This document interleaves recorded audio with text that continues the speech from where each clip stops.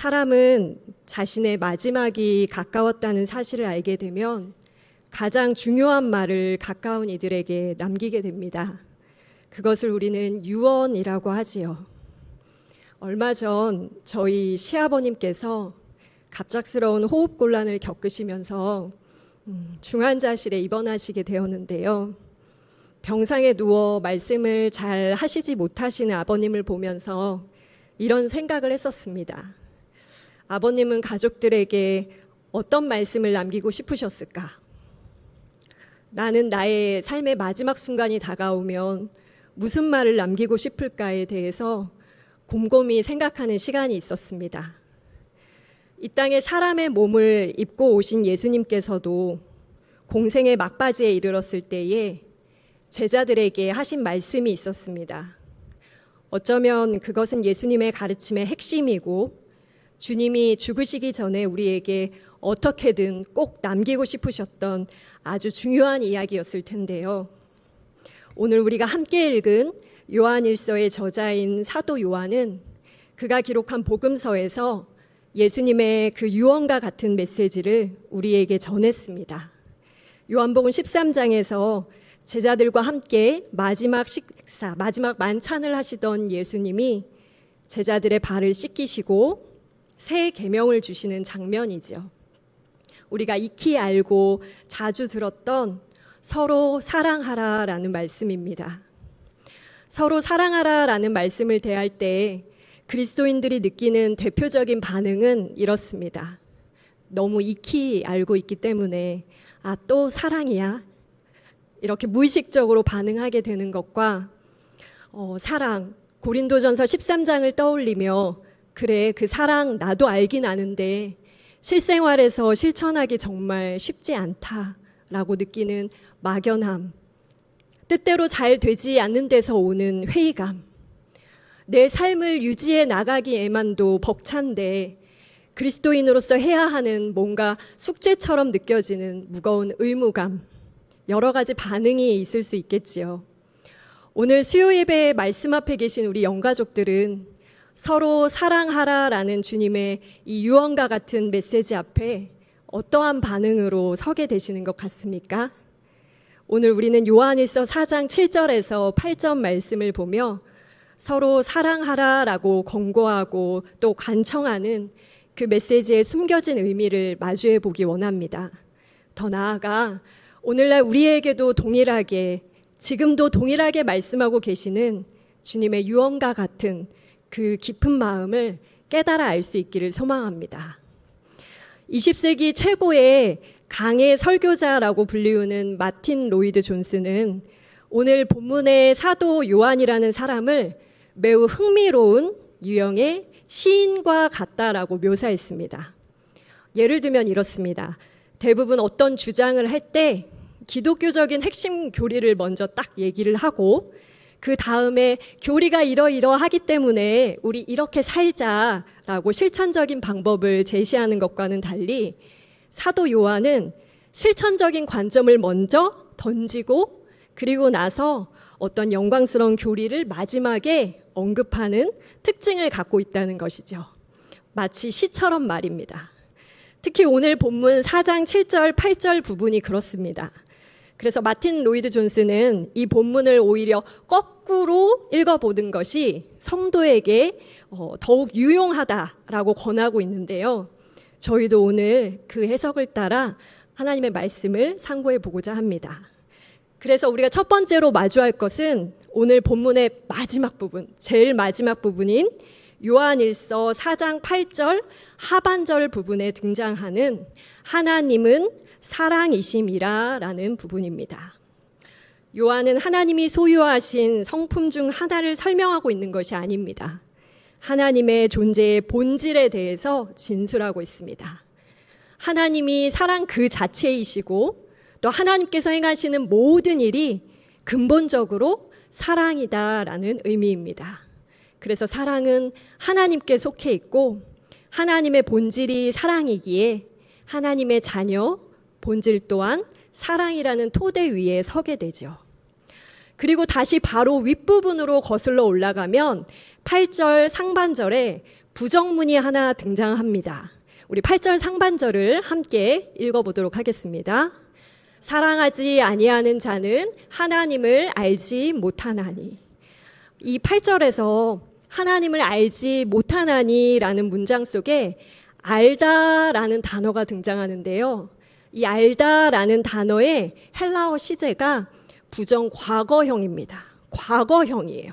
즉 하나님을 알지 못했기 때문에 하나님을 한 번도 알지 못했다. 하나님을 알지 못했기 때문에 지금 사랑하지 않는다라는 것입니다. 성도가 하나님을 알지 못한다는 것이 말이 될까요? 말이 됩니다. 얼마 전 우리 강성훈 목사님의 설교를 통해서도 들었죠. 여기서 하나님을 안다라는 것은 단순히 지식적인 알을 이야기하는 것이 아니요. 하나님과의 관계 속에서 그분과의 인격적인 교제 속에서 하나님을 아는 것을 뜻합니다.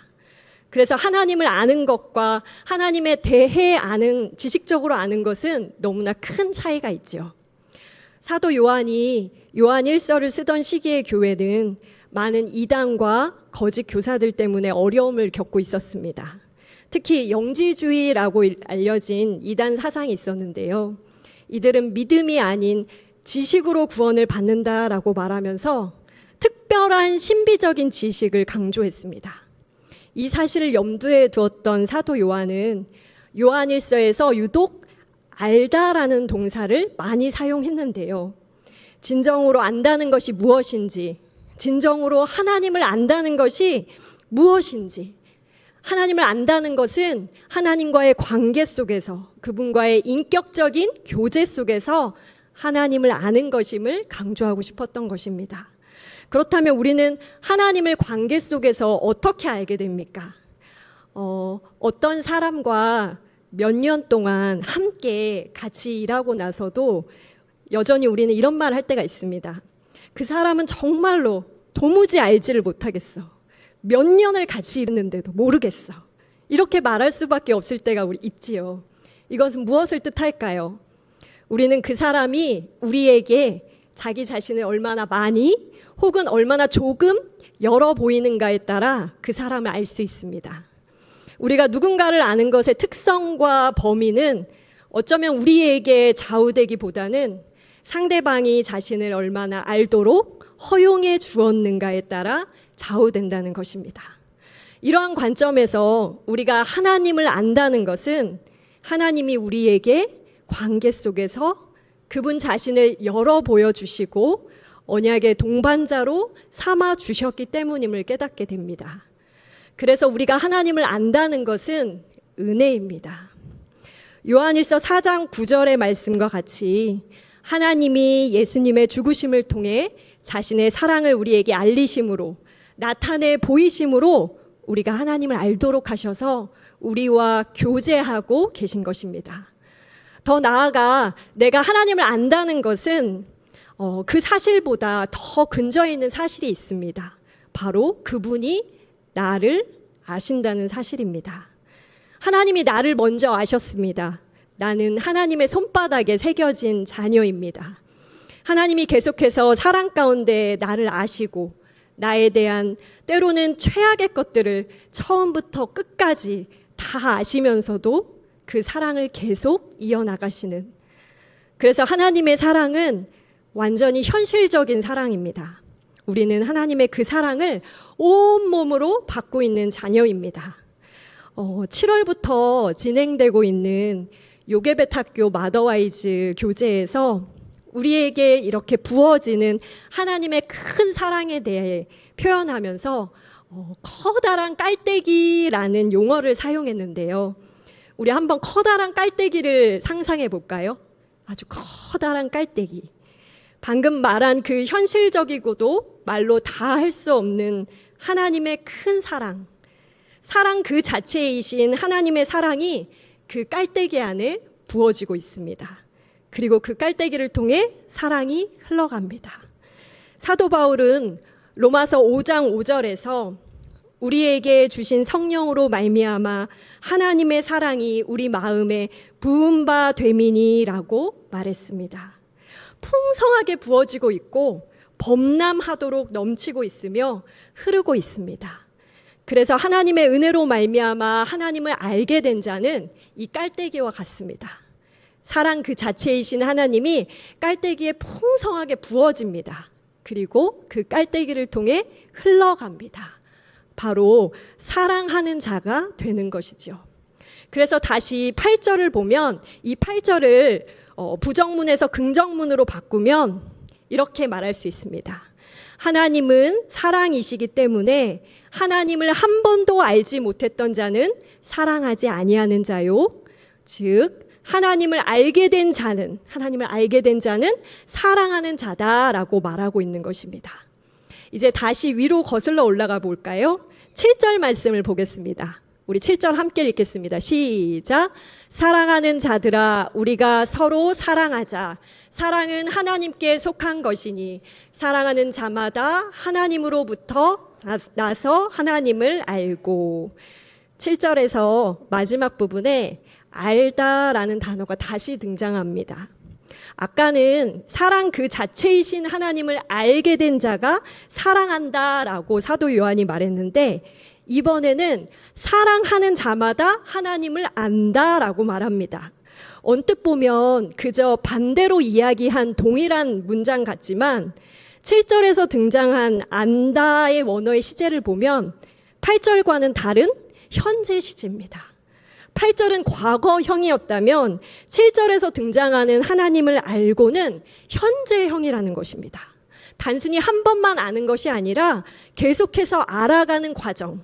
오늘 그 관계 속에서 점진적으로 깊어지고 깊어지는 것을 말한다는 것입니다.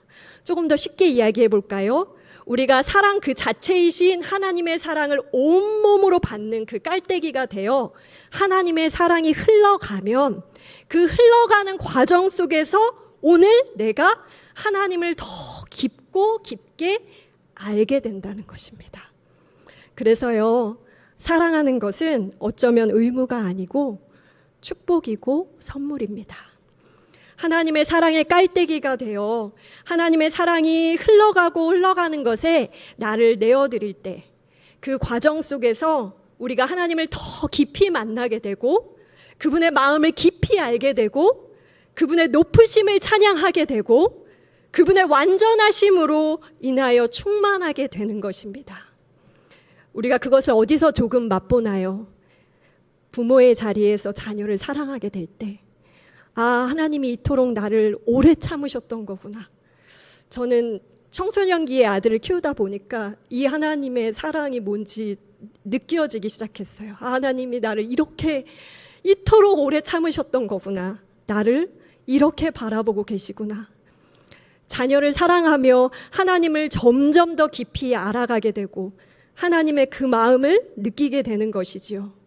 이것은 지식적인 알미 커지는 교만이 아니라 진정으로 그분을 알게 됨으로부터 오는 낮아짐이고 충만함이 되는 것입니다. 사랑하는 영가족 여러분, 하나님이 사용하시는 커다란 사랑의 깔때기가 되시기를 진심으로 소망합니다.